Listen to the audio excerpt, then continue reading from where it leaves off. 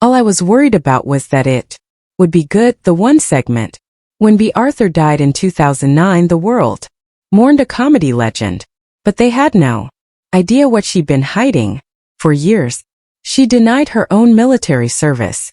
She erased parts of her past completely. Even worse, the government tried to erase her too.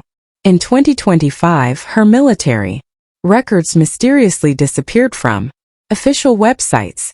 When fans fought back, the truth got uglier. What they found wasn't just about covering up her service. It was about covering up who she really was. The real Bea Arthur was nothing like Dorothy. Bea Arthur was born as Bernice Frankel on May 13, 1922 in Brooklyn, New York. Her parents, Philip and Rebecca, were Jewish immigrants who had fled Europe hoping for a better life. But they arrived during the Great Depression and nothing came easy. They ran a small women's clothing store and did everything they could to stay afloat. When the family's money troubles worsened, they left Brooklyn and moved to Cambridge, Maryland, hoping to restart their dressmaking business. But the move brought new problems. Cambridge was a mostly Christian town and the Frankels were one of the few Jewish families there. Bernice was bullied terribly for her religion but also for her height. By high school she was nearly 5 feet 10 inches and classmates didn't let her forget it. She felt like an outsider almost everywhere she went. But instead of shrinking, she fought back with sharp humor and a voice that could cut through any room. She even became known for her hilarious Mae West impressions. In the end, her classmates gave her the title of wittiest girl. That was the beginning of something powerful. She had learned how to turn pain into punchlines. Then came February 18, 1943, just 5 days after the Marine Corps opened its doors to women. 21-year-old Bernice signed up. It was a bold, almost shocking move. She asked to be a truck driver even though she had probably never driven a car before, but she didn't care.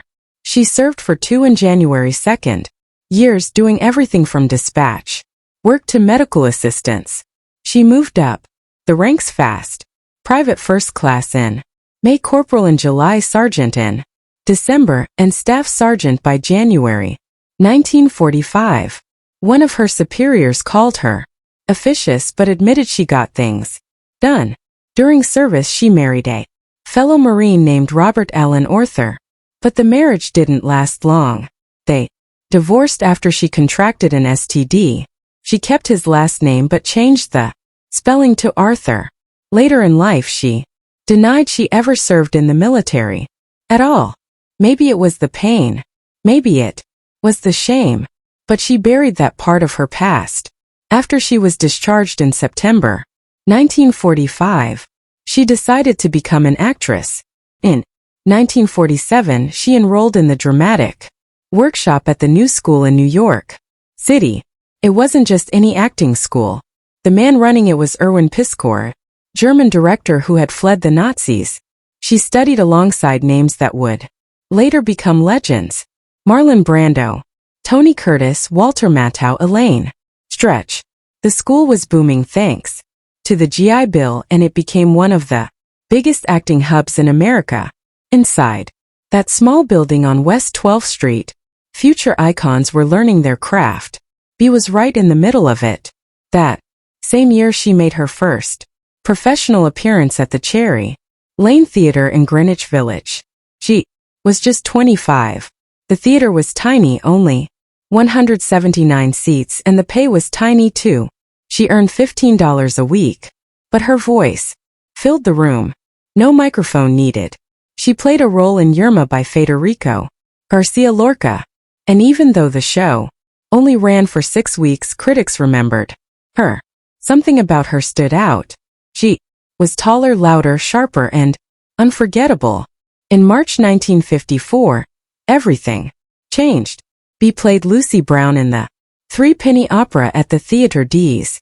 It started as a short run, but audiences couldn't get enough.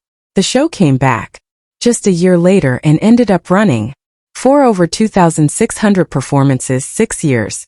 straight. That made it the longest running off-Broadway show at the time.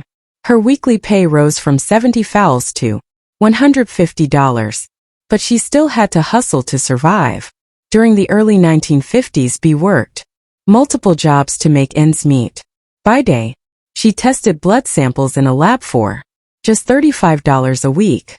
At night, she sang and did comedy routines at a club called the Blue Angel for about $25 a gig. When things got really tough, she worked as a truck driver's assistant moving furniture in Queens for $2 a day. None of her theater friends knew. She kept it hidden because she didn't want them to think she wasn't serious about acting. In 1950, she quietly married Gene Saxes, a director she had met during acting workshops. Their marriage lasted 28 years. They adopted their first son, Matthew, in 1961 when Bea was 39. Their second son, Daniel, came in 1964. Bea was 42. At the time, adoption was rare for theater couples and she was considered old to become a mother. But she juggled everything: rehearsals, shows, and motherhood. Saxes would later direct her in Mame, the show that earned her a Tony. In 1955, she performed in a tiny show called the Showisting Review. The crowd was small. Tickets cost only $250. But one night, a young TV producer named Norman Lear sat in the audience. He watched Bea perform a song called Garbage, a satire about waste and consumerism. Lear never forgot her.